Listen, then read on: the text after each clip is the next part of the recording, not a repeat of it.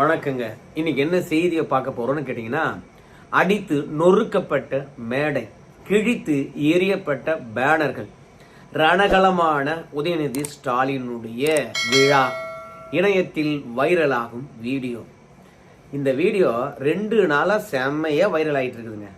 இதை பத்தி நான் பேசக்கூடாது, ஏன்னா திமுக விழா நடத்தினாவே விழா முடிந்து விட்ட பிறகு தென்னங்கொலை இருக்குல்ல, அதை அறுத்துட்டு போவானுங்க, வாழை கொலையை அறுத்துட்டு போவானுங்க.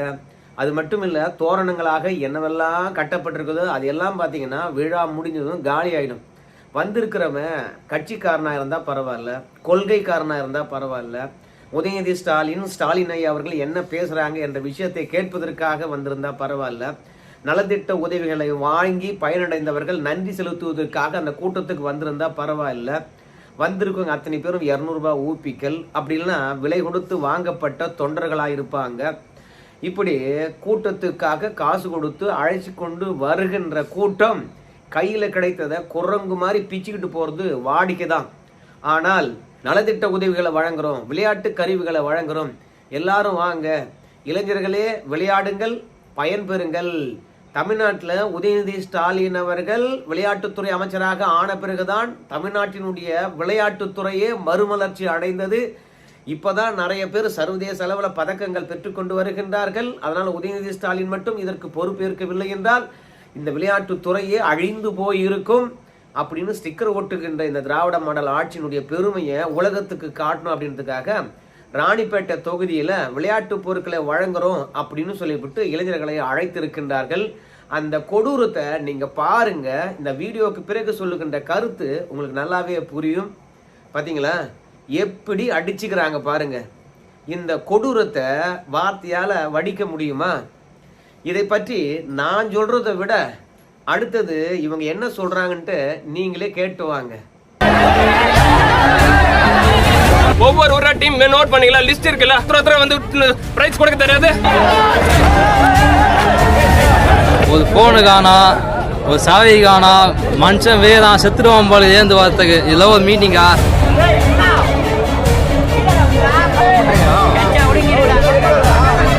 என்னன்னு சொல்லி வர வச்சாங்க? விளையாட்டு பொறுத்து அதான் சொல்லி வர வச்சாங்க.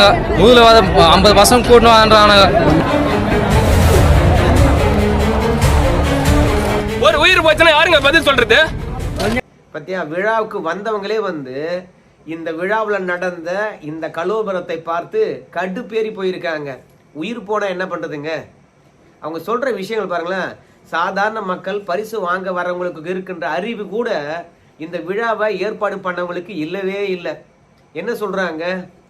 யாருக்கு பரிசு வழங்க போறீங்க அப்படின்ற விஷயத்த ஒரு பேரை எழுதி வச்சுக்கிட்டு வரிசையா கூப்பிட்டு கொடுத்தீங்கன்னா, போட்டோ எடுக்கலனா கூட பரவாயில்ல, அழகா வரிசையா வாங்கிட்டு போயிருப்பாங்களா இல்லையா? நாங்கள் பரிசு தரோம் வாங்க மேடைக்குன்னு சொன்ன உடனே எல்லாரும் போனாங்க. உன் பரிசை வாங்கலை, ஆனால் எங்கள் கையில் இருக்கின்ற செல்போன் இருக்குதா, எங்கள் சட்டை இருக்குதா, இல்லை எங்களுடைய கையில் கொண்டு வந்த பொருட்கள் இருக்கிறதா? உடையும் கிஞ்சி போச்சு. அது மட்டும் இல்லை, பரிசு பொருட்கள் கொடுக்கறதுக்கு வாங்கன்னு அழைச்சாங்க தெரியுமா? அவ்வளோதான் தெரியும். தள்ளு முள்ளுனால அந்த மேடையே சுத்தமாக நாசமாக போச்சு. அப்புறம் பரிசு கொடுத்துட்டு பிறகு பேசுவாங்கல்ல, ஆனால் பேசவே முடியல. அங்கே மேடை இருந்தால் தானே அந்த பரிசு பொருளுக்காக அடிப்பட்டு உதப்பட்டு காயம்பட்டவெல்லாம் ஹாஸ்பிட்டலில் கொண்டு போகிறதுக்கு தான் நேரம் இருந்தது. அப்புறம் உதயநிதி ஸ்டாலினோ இல்லை விழாவில் பரிசு வழங்க வந்திருக்கிற சிறப்பு விருந்தினரோ பேசுறதை யார் கேட்கறதுக்கு இருக்கிறாங்க? சரி, இந்த வீடியோ எதுக்காக போட்ட அப்படின்னு சொல்லுகின்ற போது 75 ஆண்டு காலமாக அரசியல் களத்தில் இருந்து பண்பட்டவர்கள், அரசியல் முதிர்ச்சி கொண்டவர்கள், கட்டுப்பாடான கூட்டத்தை கொண்டவர்கள் இந்த மாதிரி தரிக்கட்டதனமா ஆடுறாங்களே, ஒரு விழாவை எப்படி நடத்தணும்னு தெரியாம நடத்தி பல 100 இளைஞர்களை கொண்டு இருப்பாங்களே அப்படின்ற விஷயத்த சொல்றதுக்காக மட்டும்தான் இந்த வீடியோ நினைக்காதீங்க. ஏன்னா நேற்று ஒரு புத்தக வெளியீட்டு விழாவில் நம்ம முதலமைச்சர் ஐயா பேசியிருக்கின்றாரு. வந்த வழி மறந்த அடிமைகளும் அரைகுறைகளும் அறிவற்ற கூட்டங்களும் ஒன்று சேர்ந்து கொண்டு ஆலமரமாக இருக்கக்கூடிய திமுகவை அசைத்து கூட பார்க்க முடியாது அப்படின்னு பேசியிருக்கின்றார். திமுக பொறுத்த வரைக்கும் 75 ஆண்டு காலமாக தியாகம் செய்து வளர்ந்திருக்கிறதாம். அடி தடியை பார்த்துருக்குதான், சிறையை பார்த்துருக்குதான், மரணங்கள் பல நிகழ்ந்திருக்கிறதாம். இப்படி 75 ஆண்டு காலமாக பல கஷ்டங்கள் பெற்று உரம் பெற்று ஆலமரமாக வளர்ந்திருக்கக்கூடிய இந்த கட்சியை யாராலும் அசைத்து பார்க்க முடியாது, எந்த ஷா வந்தாலும் புடுங்க முடியாது அப்படின்னு நேத்து நம்ம முதலமைச்சர் ஐயா அவர்கள் பேசி இருக்கின்றாரு. ஏன் அந்த அளவுக்கு ஆணவமா பேசுறாரு அப்படின்னு பார்க்கும்போது, தமிழ்நாட்டில் வளர்ச்சி இருக்கிறதா, வாசிப்பு புத்தக வாசிப்பு இருக்கிறதா, அதனாலே தமிழ்நாட்டில் கலவரத்தை ஏற்படுத்த முடியலையாம். இல்லைனா திருப்பரங்குன்றத்தில் பார்த்தீங்கன்னா பெரிய கலவரத்தையே ஏற்படுத்தி இருப்பாங்களாம். தவேக்காரங்க அரைகுறைகளாம், அறிவற்றவர்களாம். அதனால அவங்க எங்களை வீழ்த்தி விட முடியுமா அப்படின்னும், ரெண்டாவது அதிமுக அண்ணா வழி வந்தவர்கள் வந்த வழியை மறந்து போய் இன்னைக்கு பிஜேபியிடம் அடிமையா இருக்கின்றார்களாம். இவங்கெல்லாம் வந்தா திமுக வீழ்த்திட முடியுமா அப்படின்னு முதலமைச்சர் சொல்றாரு. நம்ம முதலமைச்சர் கிட்ட கேட்கறது ஒன்னே ஒண்ணுதான், அதிமுக காரங்க அடிமையா இருக்கிறாங்க இல்லேன்னு சொல்லல, கொள்கையை மறந்துட்டாங்க, வந்த வழியை மறந்துட்டாங்க. நீங்க கொள்கையுடன் இருக்கிறீங்க, எந்த வழி வந்தமோ அந்த வழியிலே நிக்கிறீங்க, எல்லாம் சூப்பர் தானுங்க. ஆனா ஒன்னே ஒண்ணு தானுங்க, இனி வாழ்நாளில் திமுக பாஜகவுடன் கூட்டணியே வைக்காது அப்படின்னு ஒண்ணு அறிவிச்சு சொல்லுங்க பார்க்கலாம். எந்த காரணத்தை கொண்டும் எப்பொழுதும் சரி, எந்த சூழ்நிலையும் சரி, பாஜகவுடன் இனி கூட்டணியே இல்லை அப்படின்னு முதலமைச்சர் அறிவிக்க சொல்லுங்க. ஏன்னா இந்த அடிமைகள் தான் போய் பார்த்தீங்கன்னா பாஜகவுடன் கூட்டணி சேர்ந்துக்கிட்டாங்க, கொள்கையை தாரை வார்த்துட்டாங்க. கொள்கையுடன் இருக்கிறவங்க தான் இனி பாஜகவுடன் கூட்டணியே இல்லைன்னு சொல்லுங்களேன். ஏன் தெரியுமா? ஏற்கனவே பாஜகவுடன் கூட்டணி சேர்ந்துருக்கீங்க, அந்த அனுபவம் இருக்குது. அந்த அனுபவத்தில் பாஜகவுடன் இனி கூட்டணியே இல்லை அப்படின்னு சொல்லுங்க பார்க்கலாம். சொல்ல மாட்டாங்க. அதுலேயும் வாசிப்பு இருக்கிறதா, ரெண்டாவது தமிழ்நாட்டில் வளர்ச்சி இருக்கிறதா, திருப்பரங்குன்றத்தை கலவரத்தை ஏற்படுத்தவே முடியலையா.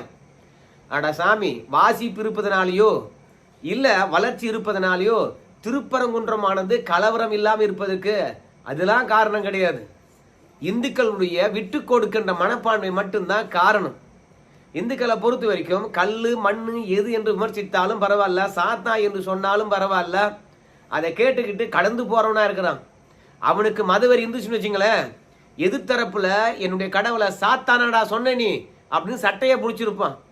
அதனால இங்க மத கலவரம் வராதுக்கு காரணம் இந்துக்கள் மத சகிப்பு தன்மையுடன் இருப்பதுதான் காரணமே அன்றி, உன்ன மாதிரி மதத்தை வச்சு இரு சமுதாயத்தை பிளவுபடுத்தி மேடை தோறும் திருப்பரங்குன்றத்தை நினைவுறுத்தி பாத்தீங்களா இஸ்லாமியர்களே, நாங்க என்னதான் கோர்ட்டு தீர்ப்பே வந்தாலும் அவங்கள தீப ஏத்த உள்ள பத்தியா, நாங்க தான் சிறுபான்மையிற்கான காவலர் பாதுகாவலர் அப்படின்னு சிறுபான்மையை ஏமாத்தத்துக்காக திருப்பரங்குன்றத்தை எப்போதும் பேசிட்டு இருக்கீங்க. சங்கிகள் விளக்கேற்ற வேண்டும்னு சொன்னாங்க, அதை விட்டுட்டு அவங்க வேற வேலைக்கு போட்டாங்க.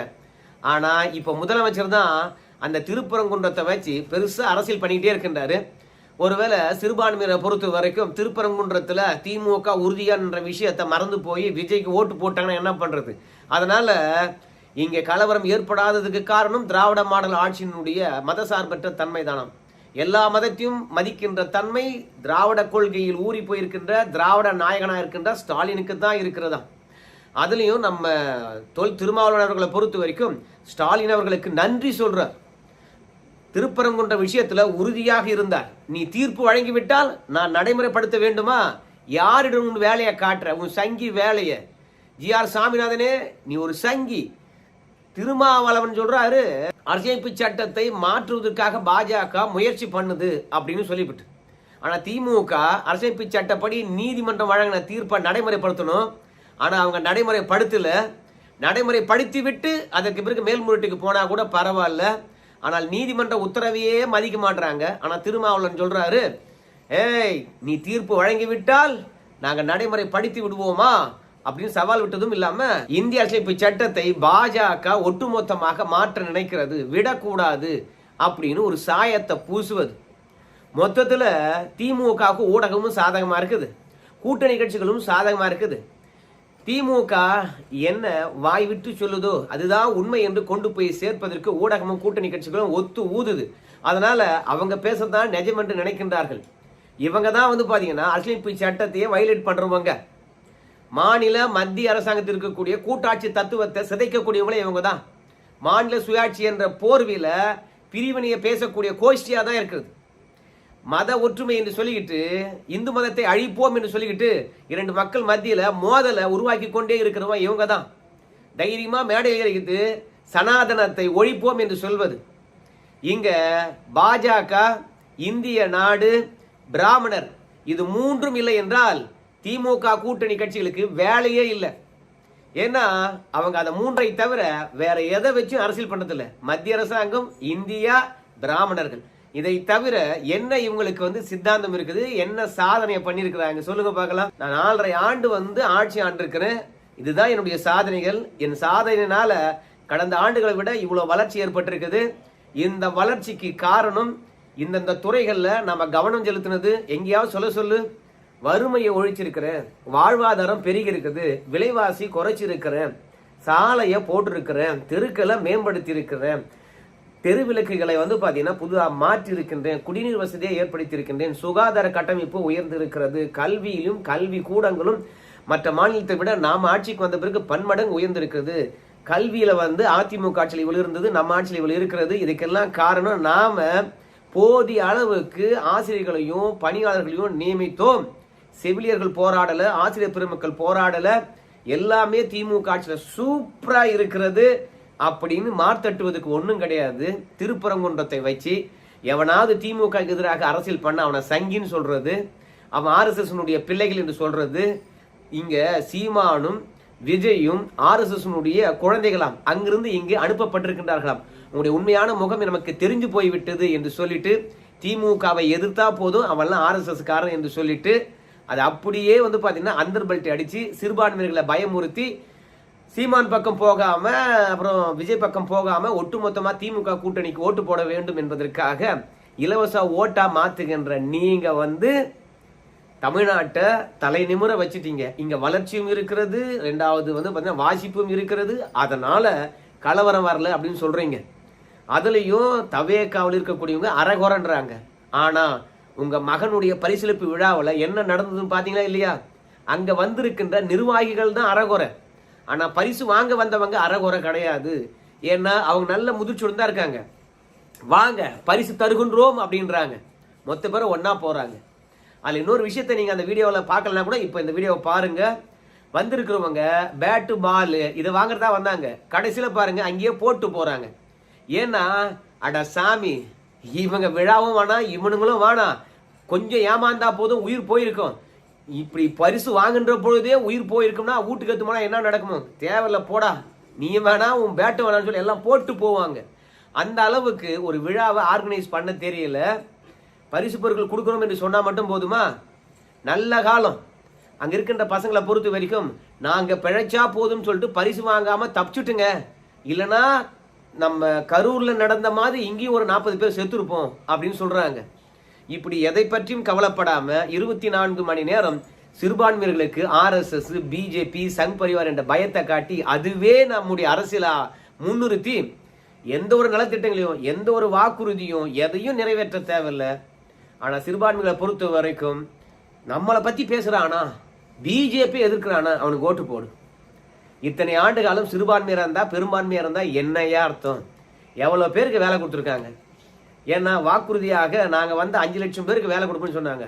2000 பேருக்கு கூட வேலை கொடுக்கலையா அரசு துறையில, 20,000 பேருக்கு மேல தனியார் துறையில வேலை கொடுக்கலையா நேரடி அரசாங்கம். இப்படி இருக்கின்ற அரசாங்கத்தை கேள்வி கேட்க வேண்டிய சிறுபான்மையர்கள் பாத்தீங்கன்னா பிஜேபி எதிர்த்துட்டாங்களா போதும் நம்ம ஓட்டு போட்டுடலாம் அப்படின்ற ரேஞ்சுக்கு கண்மூடித்தனமாக திமுக கூட்டணி கட்சி பக்கம் சாய்வதனாலதான் இன்னைக்கு ஆணவத்தால் பேசுகின்றார்கள் திமுகவினர். ஒன்னே ஒண்ணு, திமுக ஆலமரம் போல் பறந்து விரிந்திருக்கிறது.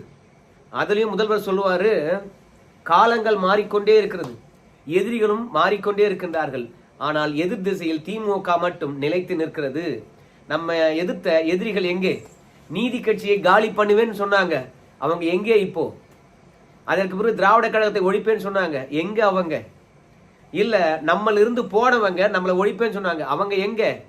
ஆனால் காலம் மாறினாலும் சரி, எதிரிகள் மாறினாலும் சரி, திமுகவை தொட்டு கூட பார்க்க முடியல. 75 ஆண்டு காலம் நாம பவள விழா கொண்டாடுகின்றோம். 100 தருணத்திலும் நாம ஆட்சியில் இருப்போம். அப்பொழுதும் எதிரிகள் மாறிக்கொண்டே இருப்பார்கள், நம்மளை தொட்டு கூட பார்க்க முடியாது அப்படின்னு சொல்றாரு. எல்லாம் கேட்பதுக்கு நல்லா தான் இருக்குது. ஆனா அந்த கூட்டணி எல்லாம் இருக்குதுங்கல்ல, திமுக ஒட்டி கொண்டு இருக்கின்ற தொங்கு சதிகள், அவங்களையெல்லாம் எனக்கு வேணான்னு சொல்லிட்டு தனித்து அரசியல் களத்துல நில்லு. எத்தனை ஆண்டு காலம் திமுக அந்த மண்ணில் இருக்குதுன்னு பார்க்கலாம். உனக்கு ஓட்டு போடல, உன் பிள்ளைக்கு ஓட்டு போடல, நீ செய்கின்ற நல்லதுக்கு ஓட்டு போடல. ஒவ்வொரு மழையின் போதும் சென்னையும் பல ஊர்களும் தண்ணியில தத்தளிக்குது பார், அந்த சாதனைக்காக ஓட்டு போடல. கூட்டணி, ரெண்டாவது பாஜக எதிர்ப்பு, ரெண்டாவது சிறுபான்மையர் உன்னை ஆதரிப்பதனால, இந்த 4 அரசியலை கையில் எடுத்த ஒரே காரணத்துக்காக தப்பிச்சிட்டு இருக்கிறீங்க நீங்க. ஆனா ஆலம்பரம் போல இருக்கிறதா அறிவற்ற கூட்டமும் வந்த வழி மறந்த அடிமைகளும் நம்மை தொட்டு கூட பார்க்க முடியாதுன்னு சவால் விடுறாரு. நான் எப்போதும் சொல்றது ஒன்னே ஒன்று தான், சினிமா டைலாக்கா இருந்தாலும் களத்துல யதார்த்தமா இருக்கிறது. இராணுவத்தால் அழிந்தவனை விட ஆணவத்தால் அழிந்தவன் அதிகமான பேரு. ஒன்னே ஒரு வேண்டுகோள், இனிமே பரிசு பொருட்கள் தருகின்றோம் என்று சொல்லுகின்ற போது பேரை எழுதி வச்சு ஒவ்வொருத்தரா கூப்பிட்டு வரிசையா கொடுங்க. ஏன்னா மனித உயிர் மகத்தானது. ஒரு உயிர் போனாலும் அதனுடைய வலிய அந்த குடும்பம் அனுபவிக்க போகுது. பரிசு கொடுக்குறேன்னு சொல்லிட்டு விழா ஏற்பாடு பண்ணிட்டு நீ கிளம்பி போயிட்டுனா உனக்கு தெரியாது அந்த வலி. ஸோ முதிர்ச்சியுடன் நடந்து கொள்வார்கள் இனி முன்னேற்ற கழகத்தினர் அப்படின்னு சொல்லிட்டு நாம நினைப்போம். சரி நண்பர்களே, இந்த வீடியோ தொடர்பாக உங்க கருத்து சொல்லுங்க. பிடிச்சிருந்தா லைக் பண்ணுங்க, நம்ம சேனலை சப்ஸ்கிரைப் பண்ணிட்டு நம்ம சேனலுடன் இணைந்திருங்க. நன்றி.